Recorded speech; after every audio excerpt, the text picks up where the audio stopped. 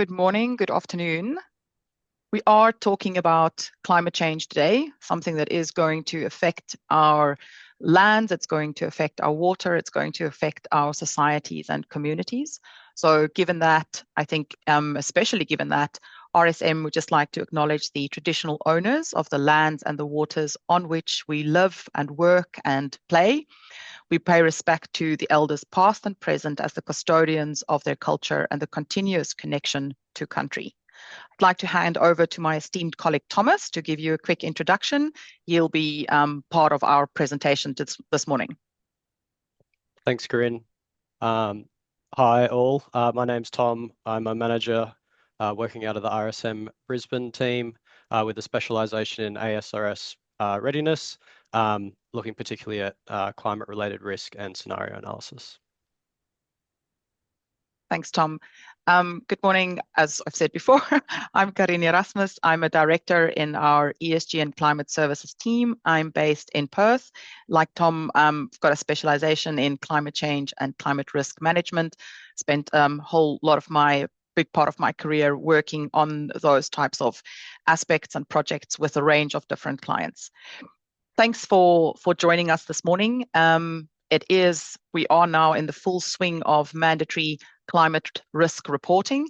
Some of you are in the process of compiling reports. Some of you are getting ready for reporting in the next cycle. Today's session really focuses on quite a big chunk of the new disclosure requirements, the technical component of scenario analysis.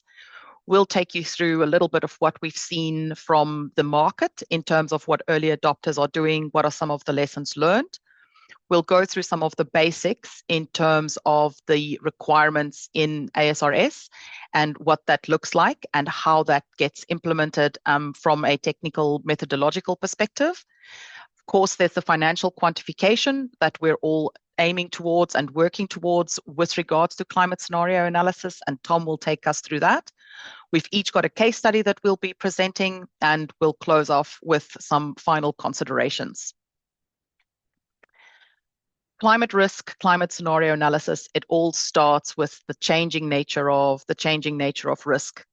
We've had a look at the World Economic Forum's reports going back the past 20 years.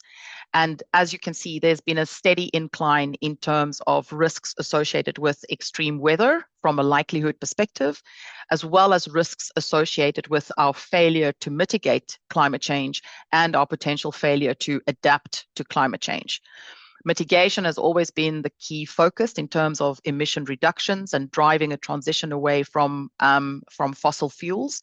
But adaptation is slowly and have been over the past couple of years increasingly made its way onto this risk register in terms of the impact that it could have on natural resources, on the way we live, on transport systems and infrastructure.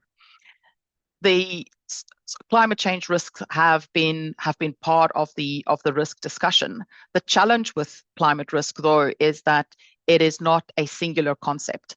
Many risks are interconnected, and climate is a prime example of how one singular risk have connection and have implications and repercussions across a wide variety of macro and micro related risks.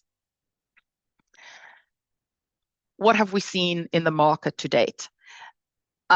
Based on what we've just, or linking to what we've just said, climate change is a really tricky risk to analyze. It's difficult. It's not just something that you can pop into a line item onto a risk register. And it's difficult because it's been defined as a super wicked problem. And it has that definition because of three specific factors.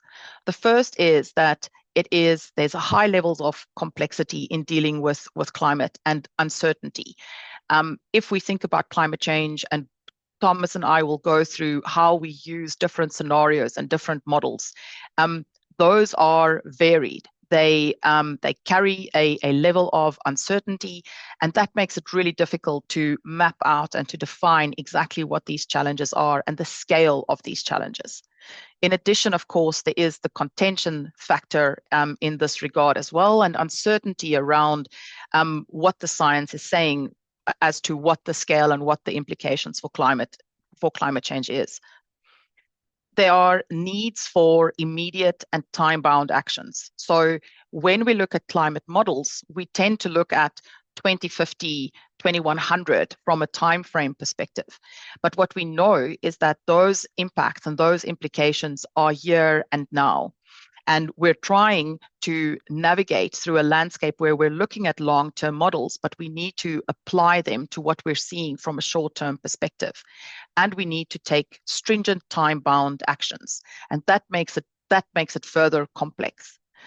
Finally, the challenge is that your spatial contribution to climate change or your impact is not necessarily immediate, and it is not based or geographically bound to where you are. So where you would have an impact on a water course, or if there's a building going up and from a spatial perspective, you have an immediate impact that you could mitigate, climate works differently. You have impacts in the case of greenhouse gas emissions, but those implications are not necessarily spatially bound to where you are, and they vary. So from a risk management perspective and from a definition perspective, this makes it really difficult to work with climate and to work with the suite of resources that we have available to manage climate risk. As we've mentioned, long-term time horizons makes it difficult to map this and to place this within the conventional time periods or typical time periods of a risk register and business planning. High uncertainty and scenario dependency. So there is a level of climate literacy that's required in order to make sure that we understand these models and we apply them effectively to business operations. Climate risks are not systemic and they're non-linear. So there are these shocks to an entire system and the implications of those on businesses and operations. And there are feedback loops and tipping points, which further makes it difficult from a time frame perspective to pinpoint exactly what the implications are. In many cases, there are inadequate historical data. So you work with lots of new information. We've spoken about the spatial and the temporal distribution of these impacts, which are not directly related to a particular impact. So you need multi-scalar analysis in order to understand the varied different levels and different scales of climate impacts. And there are a number of non-financial dimensions when it comes to unpacking climate risk. If you think about reputation, if you think about policy or regulatory implications, these are much less well defined in order to bound from a risk management perspective. There are some early lessons, though, that we can consider in how we approach climate scenario analysis. The first is around climate literacy, internal climate literacy. We've seen this with some of our clients. This has also come through from a report recently done in New Zealand, where companies have had to take up the TCFD reporting framework. Being able to understand what these models mean, being able to understand how to apply them is really important in making sure that you're interpreting this information correctly and that you're applying the information correctly in terms of moving towards quantification. Being able to manage the uncertainty and the complexity of climate data is really important. So understanding which models to use, understanding how to downscale them, when to downscale them, and how to apply them makes it much easier to unpack and to define risks in that specific perspective. You also need to understand there's a selection of relevant scenarios that need to be assessed. It's not intended to be a laundry list. You really have to understand these scenarios and the implications and the assumptions made around these to make sure that they're relevant to your sector and to your business. In many cases, there is no link and a clear link between climate hazards and business drivers. We've certainly found that working with companies around scenarios and scenario assumptions and being able to link that to an internal risk process of some sorts helps to define those climate risks much more appropriately to a business context. So being able to find those levers within an organization that you can pull in order to contextualize climate is really important. Finally, short-term thinking. As we've mentioned, the challenge with climate is that we tend to think about 2100 when in actual fact, that's the goal. And what we need to look at are these operational or these reference windows in which we analyze risk relevant to our organization. And being able to work around the timeframes that companies have in place is and can be rather tricky. However, I think we've sketched quite a doomy picture of climate scenario analysis. It doesn't need to be such a negative experience. It doesn't need to be an overcomplicated process.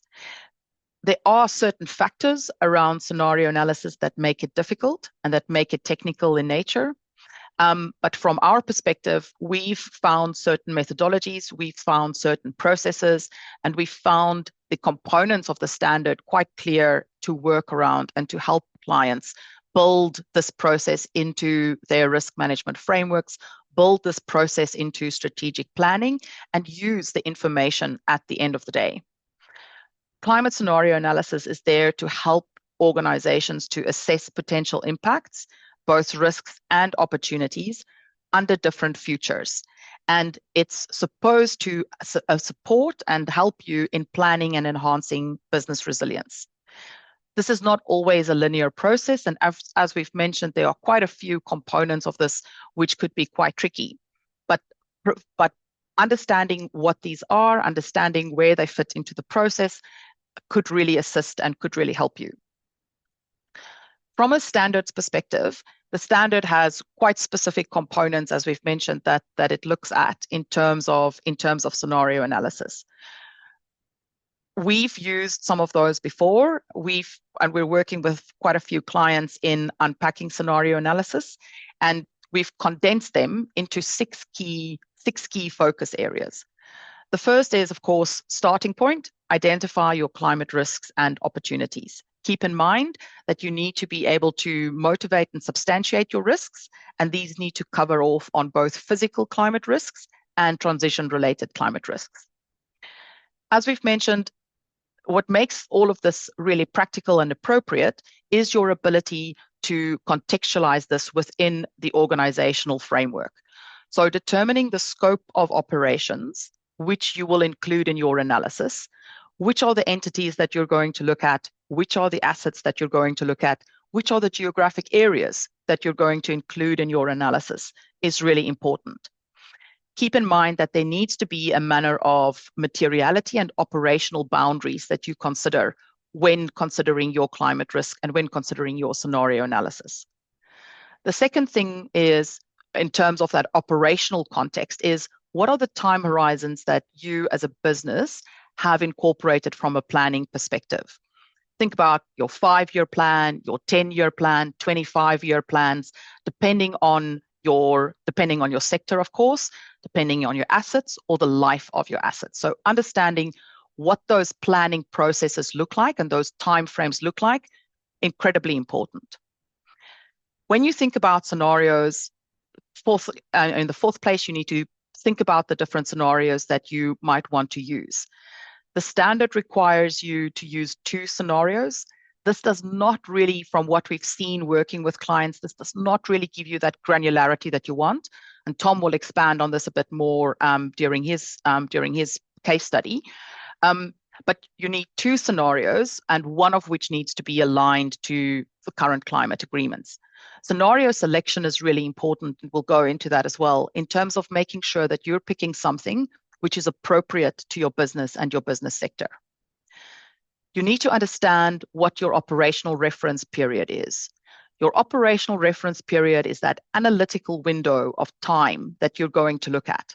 So are you looking at 2025 to a 2040 period, depending on what your internal timeframes are associated with your business? And then, of course, there's the assessment. So there's all of these things that you need to have stacked up before you can start assessing and discussing and determining impact and resilience. A quick overview of each of these. Climate risk is a function of climate hazards, your exposure to those particular climate hazards, and your potential vulnerability to these hazards. Those are the components that you look at when determining climate risk. For physical risk, there's a range of methods that one can apply to determine and to identify risks. Think about exposure analysis, think about how climate impacts your different business or your different operational sites and portfolios. From a transition risk perspective, pestle analysis is a really good tool to use in this regard, developing transition risk heat maps. And there are a series of available open source tools that one could use. The CSIRO's Climate Future Exploration tool is incredibly useful. It's quite granular, it's particular and appropriate to the Australian context. And we know that they're working on a refinement of that tool. En-ROAD's climate simulation gives you a good overview in terms of risk, but also gives you a good overview in terms of a policy statements and a policy implications as well. What you need to consider in climate risk is that although you might have an operational risk, keep in mind that there could be external risks, particularly within your value chain or particularly within the macro environment in which you operate, which could also show up as risks in your identification process. As we've mentioned, working with your operational parameters is really important, and it provides you with such a good footing to contextualize what some of these impacts mean. So time horizons, as I mentioned, this is really what are your planning cycles within a business, your short, your medium and long-term horizons, and what happens across these different time horizons that you need to consider from an impact perspective. And then determining the scope of your operations, again, defining which business units, which geographies or assets are to be included within your analysis is really important. The nature of each of these changes, and as such, different risks will impact and or different opportunities might arise because of the different assets and components that you've included in your assessment. Operational parameters also provide you with a strong footing for stress testing. We've certainly found this in working with clients within their risk register around climate impacts. Being able to use your operational parameters. What do you spend on health and safety? What do you spend on maintenance? What are some of your capital outlay projects that you're thinking about? Those quantifiable metrics really help to drive the practicality of your scenario analysis and the quantification of those implications and impacts. The scenario selection. There are a myriad of scenarios out there available. It's really important that you make sure that you use scientifically backed scenarios, IPCC range of scenarios in terms of the RCPs or the shared socioeconomic pathway scenarios, the NGFS, the Network for Greening the Financial System has a suite of scenarios, and the International Energy Agency. These are only a few examples. As we mentioned, standard requires at least 2. Be careful, that doesn't necessarily provide you with the granularity that you want. And one of them have to be aligned to a 1.5 degree climate increase. It's really important that you understand what each of these scenarios, what their assumptions and limitations are, and the relevance to the business sector. You have to look at the coverage and the applicability of these scenarios across both physical and transitional context. That's very important. And you have to use multiple plausible futures. So using different scenarios and really testing across different types of scenarios gives you that granularity that you want. It's good to have geographical granularity in your scenarios, as well as the availability of time series data. Otherwise, the quantification, there's no opportunity really for quantification. Finally, there's a determining your operational reference period. As we said, you have your 5-year, 10-year, 15-year planning cycles. But from a scenario analysis, you need to look at the implications, look at the different changes across a specific time period. That time period is the operational reference period, and that's what you need to provide for in your analysis and eventually in your reporting. You have to look at, within that time period, how that links to your own time horizons, the 5, 10, 15 years. You have to think about why this time period is relevant to your organization, to your sector, relevant to the assets and what you've included in your scenario analysis. And you have to make sure that there's alignment with across this time period to these decision points within your organization. The time period also provides you with an opportunity to downscale or to interpolate some of the longer term climate information.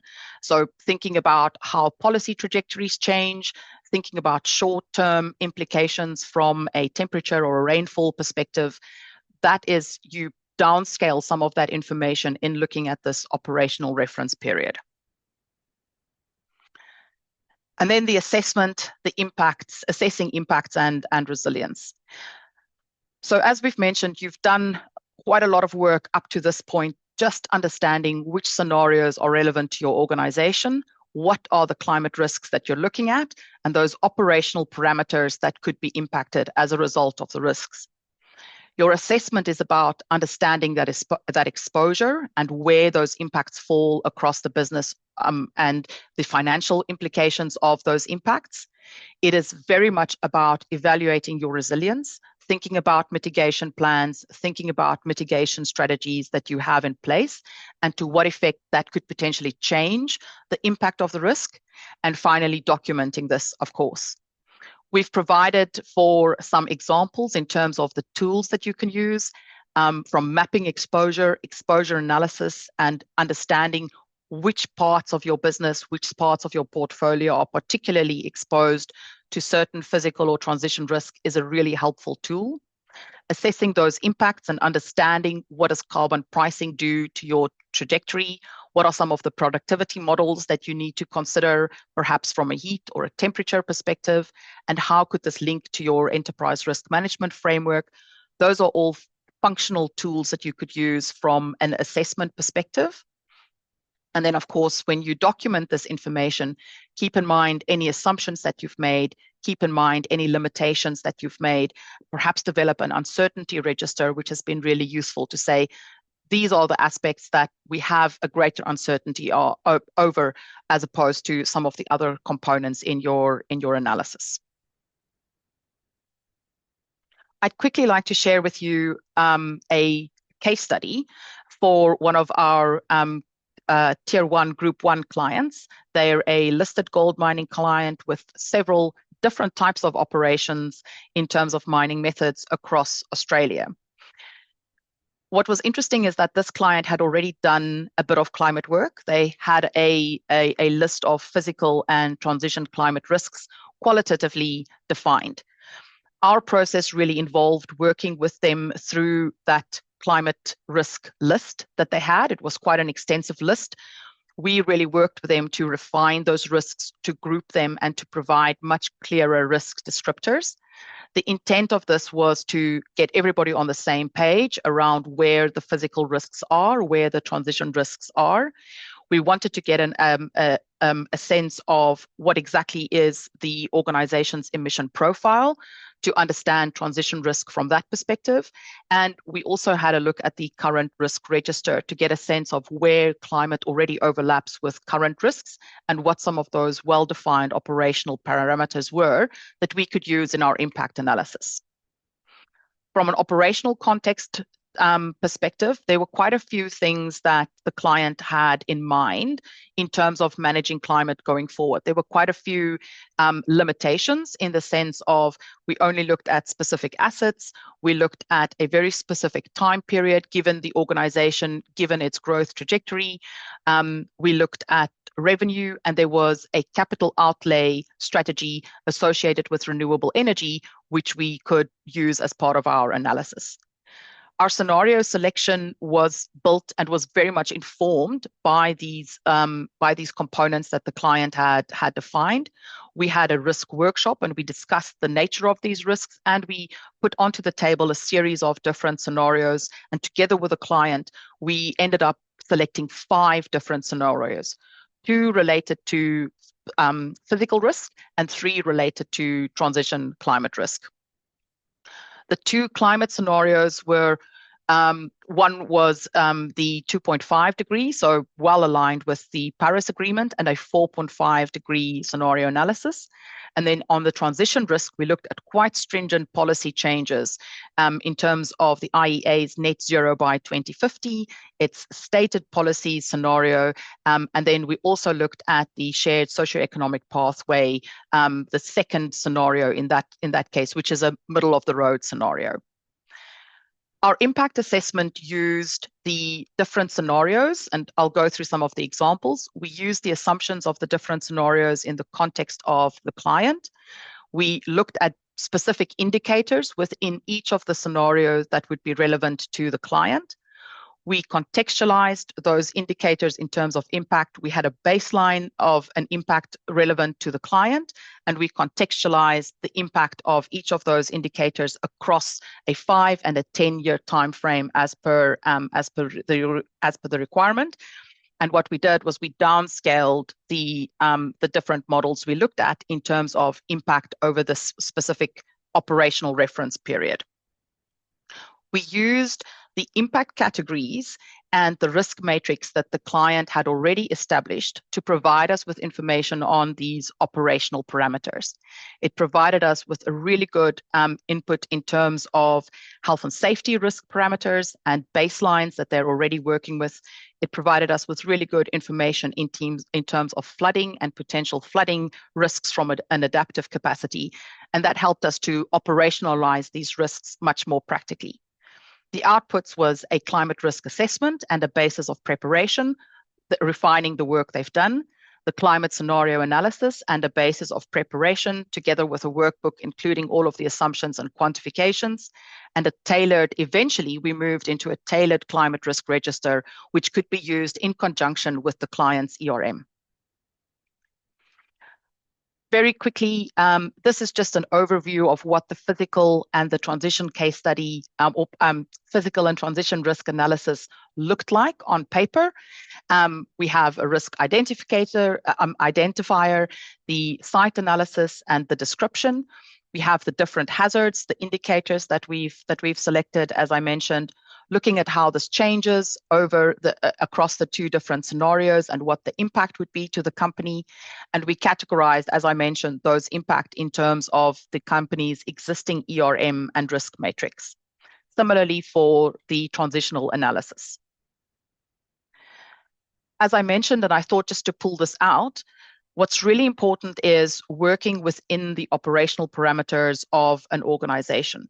So one of the risks identified in this case was the transition to a low carbon technology and large scale renewable energy sources. This company had a capital program related to solar and augmenting current grid power with solar possibilities. The scenarios we looked at from a transition perspective, net zero by 2050 and stated policies by the IEA.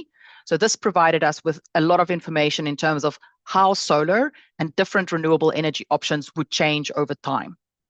The key scenario indicators that we looked at was the energy sources, what would happen to gas, what happens to solar, onshore wind options, and utility scale batteries.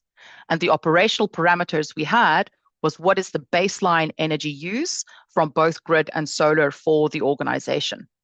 So we've used the information in the IEA documentation and the IEA scenarios, and we unpacked what those changes are in terms of the different energy options.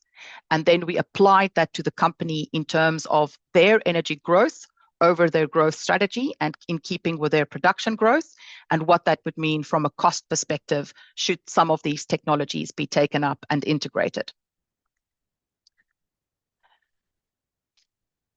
Now handing over to Thomas for taking you through financial quantification of the scenario analysis. Thanks, Corinne. So the plan here is just to touch on the quantification of the financial impacts, leading on from what Corinne finished her case study there with. So here I've got listed a bit of a diagram explaining the scenario analysis maturity curve. So if we just jump to the next slide, we can see what makes up this curve is on the left there, the minimum compliance requirements that you would see under the AASB S2. So performing a risk assessment and having at least a qualitative scenario analysis performed. But on the right there, we can see that the best practice does actually align with performing a quantitative scenario analysis.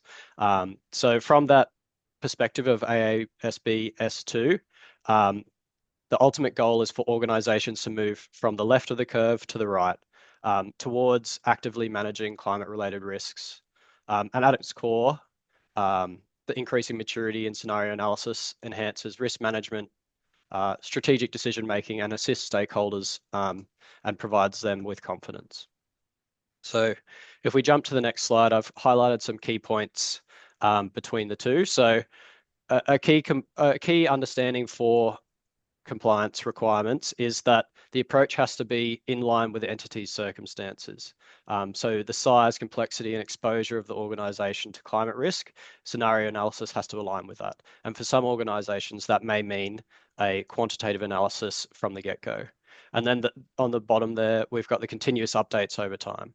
So you might only be able to conduct a qualitative assessment at the moment, but the aim is to move towards that quantitative financial impacts. And then for organizations on the right there are looking at best practice. We can look at quantitative modeling of financial impacts, interactions between internal and external data models, and sensitivity analysis. It's also important to note here that the methodology will be disclosed. So as part of disclosures, you will be letting your stakeholders know the process that has been undertaken. And if you are an organization where there is potential for reputational impact, you need to consider what is the best approach for you and how robust must your scenario analysis be. And there's particularly a lot of thought going into decisions made off the back of this in regards to adaptation and mitigation plans, and that may attract institutional investors or impact decisions made by financiers. So if we jump to the next slide, these are some of the next steps following on from the building blocks that Corinne had mentioned going forwards. So looking at data collection and integration, the methodology for quantification, the actual quantification of the risks, the integration to the financial statements, and then eventually strategic planning and disclosure.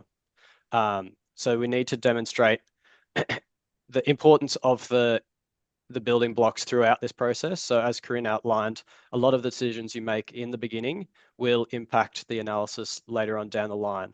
And that may mean that you might not be able to perform the quantitative assessment with relation to financial integration, or it may set you up to do that. So each step of this process differs for organizations who are on different levels of maturity when it comes to scenario analysis. If we jump to the next slide. So this is a diagram which explains some of the tools that are available from an RSM perspective to assist with this. So on the left there, we see external data sources and then internal data sources running through the RSM Diva platform, which is informed by climate scenarios, as Corinne had outlined previously. This is the most mature, complex setup when it comes to scenario analysis, but essentially the less mature processes do include the similar building blocks. And then on the right there, we can see the similar outcomes. So looking at resilience, measuring climate risk, forward-looking projections, and then profitability and opportunity in transition. So these outputs are something that can be used by all components of the organization to then build on and be used for driving that resilience and those mitigation efforts.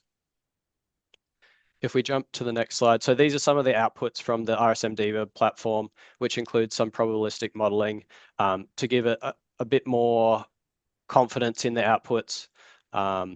So we can see the different time horizons, as Corinne was mentioning, with downscaling to more granular data if it's required. And then if we jump to the next one, I'll just go through a brief case study of a few of the types of scenario analysis. So I mentioned qualitative analysis, which is the baseline for compliance. So this is understanding the risk through narrative-driven data. So through two scenarios, we understand the narrative and the climate narrative that will be taken, and we need to look at what that means for this risk. So in this example, I'm going to go through the risk of the cost of carbon significantly impacting the organisation over different time horizons. So up the top, we see the initial assessment. So at the current point in time, this cost of carbon has been assessed as low, a low likelihood and an insignificant impact with a low risk rating. And then I've got some of the qualitative climate narratives below that. So these essentially provide descriptions of how the climate will change and the macroeconomic climate will change, and then subsequently the impact on carbon pricing. So if we jump to the next slide, this sets out the rating of each of these risks, and this is purely driven by business knowledge. So essentially, organisational management has this knowledge, and they understand the climate narrative and look at how that extends to the risks over the different time horizons. The next one is the quasi-quantitative approach. So this is using some climate indicator to then apply to that risk. So similar to the previous approach, looking at the cost of carbon, using business knowledge and understanding how the cost of carbon is changing and what that means under each scenario for the organization. So this is improving. So we're getting some reliable data. In this instance, this data has come from the IEA projections, and then applying it to each of the scenarios for that risk, which will give us some outputs in different time horizons for the different scenarios. If we move on to the next one, so this is looking at best practice, so quantitative. So this is taking inputs from the business itself, as well as external inputs. So we're looking at the scenario data, as well as then business inputs of forecast greenhouse gas emissions from operations. So as we can see there, we have essentially all of the inputs required to quantify the cost of carbon over different time horizons. So then we can assess what that impact will be for the organization with an actual forecast in mind. So jumping to the next slide, we can see that in this instance, each of the scenarios have a dollar figure for each 5-year period, and then the visualization provides the difference between the two scenarios. So that provides a bit more data-driven insight into scenario analysis and the outputs. So looking at the cost there on the right, determining what then will the rating be. This is, like I mentioned, and like Corinne mentioned, great for driving resilience measures, looking at mitigation and adaptation planning, because if you're an organization, you can say that in the long term, it's going to cost us this amount of money from carbon, from having to pay the cost of carbon. We could potentially input some decarbonisation strategy in the meantime, and it essentially save money in the long run, which is very similar to the example that Corinne provided. So this is the wrap up of my case study. So I'll hand back over to Corinne. Thanks, Tom. We're doing quite good for time. Hope there are lots of questions. I think just to segue from what Tom has mentioned, the intention with the scenario analysis and the usefulness of quantifying these different types of information and inputs into your analysis is to get to that decision useful information, something that you could integrate into strategy, something that you could build into business plans, and build into feasibility studies. That really is the intent. If we look at the AASB's requirements in terms of the reporting, governance, risk management strategy, and metrics and targets, scenario analysis actually cuts across and really is very much part of that starting point for a lot of the disclosure around the requirements in the standard. Tom mentioned earlier about stakeholders and being able to engage and use information across different stakeholders. In our case study, we spoke about including and working towards a risk register and working with the risk team and operational teams. Being able to have an integrated governance system and that engagement across different parts of your business is incredibly important. And the idea behind this type of analysis is to enable that, to look at where impacts are and what the different costs and different implications across the business would be. From a risk management perspective, I think we've highlighted today that unpacking climate risk is not just about saying, yes, there's an ambient temperature increase, or yes, there could be a regulatory change. What needs to happen is exactly understanding how this impacts my business or my organization or my asset, and to what extent am I exposed? Is that impact, is it high, medium, low impact, depending on how you define that? But also when and to what extent could this impact my business, organization, asset from a financial perspective? It really is granular risk management processes that just feeds into what businesses do and how you can plan going forward. From a strategic perspective, as we've mentioned, this really is about looking at those timelines, timeframes, and decision points across an organizational life cycle, and understanding how those different scenarios could change or could be implicated by climate change, and to what extent do you need to build in resilience measures, mitigation measures to manage those. Metrics and targets, a key component of the new standard, is not only related to your scope 1, scope 2, and the dreaded scope 3, but potentially also to start looking at additional metrics, financial related metrics, as to where the implications are, how you're recording those implications, how you're managing and mitigating those costs at the end of the day. And through your scenario analysis, you're able to identify those different metrics and pull them together. In closing, there is a couple of things to keep in mind. We certainly realize that a lot of this information is very technical. It's very jargon heavy. What's really important is to start simple but credible. Make sure that you have a well-defined climate risks, both and opportunities, both physical and transition transition-related risk. And make sure that when you use scenarios, these are well justified, scientifically backed scenarios relevant to your sector, to your organization. This cross-functional integration and engagement really is important, making sure that there is a complete understanding of this risk across how this transforms into strategy, how this impacts finance, critical in terms of if you have operational and site teams, how this impacts the site teams, so that you're able to define those operational parameters, that business information that you could feed into your analysis. Try and align this with existing processes where applicable. Through our experience, aligning this with the risk management process is really useful. It might not be as easy just to add climate as a line item into a climate risk register, but understanding the nature of risks, understanding risk appetite within an organization, understanding certain thresholds, be it physical thresholds on site, be it certain regulatory warnings or flags in terms of financial costs. Those are key, again, business information that could be used for your analysis. Focus on those decision useful insights. So again, going back to why it's so important to have your climate risks identified and refined really well and appropriate to your organization is important, so that you're able to extract information and to use this analysis for decision-making purposes.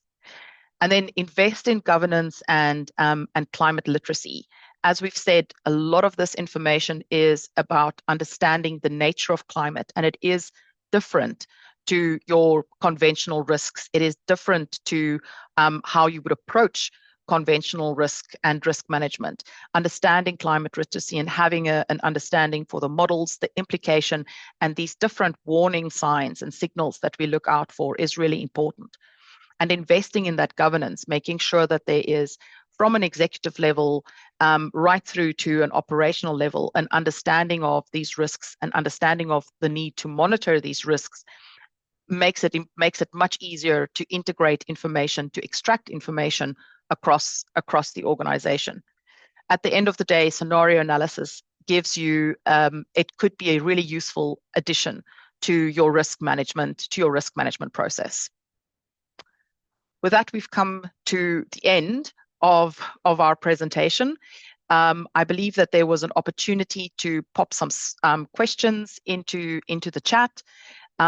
Maybe we could run through some of those. if there were any questions, or please feel free to ask a question now.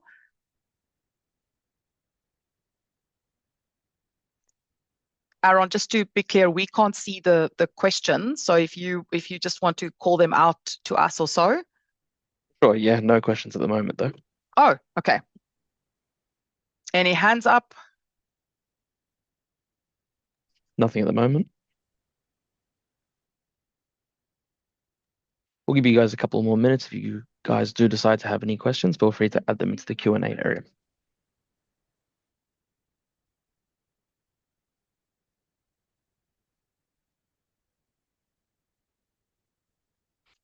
Okay.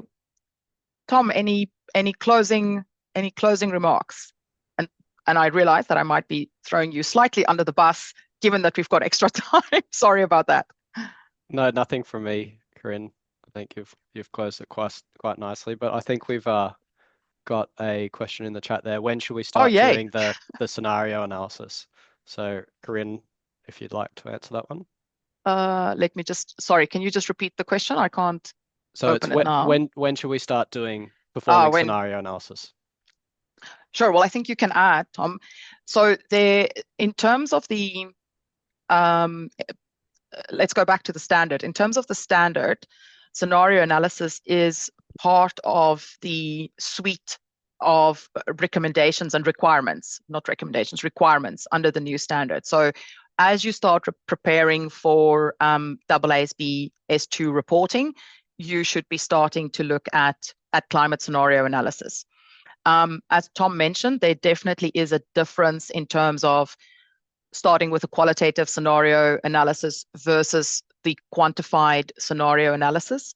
I think from both our ends, we would certainly say that there are definitely components within your analysis, and to make sure that it's something that you can integrate into strategy, starting with that early quantification is really a good option. It does provide you with a lot more structured output that you could use across the organization. So the short answer is, if you're preparing for AASB S2, scenario analysis is one of the things that you'll need to report on from the get-go. This is not immediately assured. It does get assured from the second year of reporting, and it needs limited assurance, working up to reasonable assurance. Should you not be a AASB S2 reporter, we would certainly still suggest that you consider climate scenario as part of a suite of business operations and feeding into a risk management and a business strategy process. From a resilience perspective, there are, as we've mentioned, climate risk is interconnected to so many other, whether it be economic, social, physical related aspects, and making sure that you have an understanding of those, and that's part of your business cycle and your business growth strategy, would be good for business sustainability. And then I think we've got a couple more questions in there now. So any difference, a question regarding if there's any difference with a climate scenario analysis if there was incorporation of S1 as well as S2?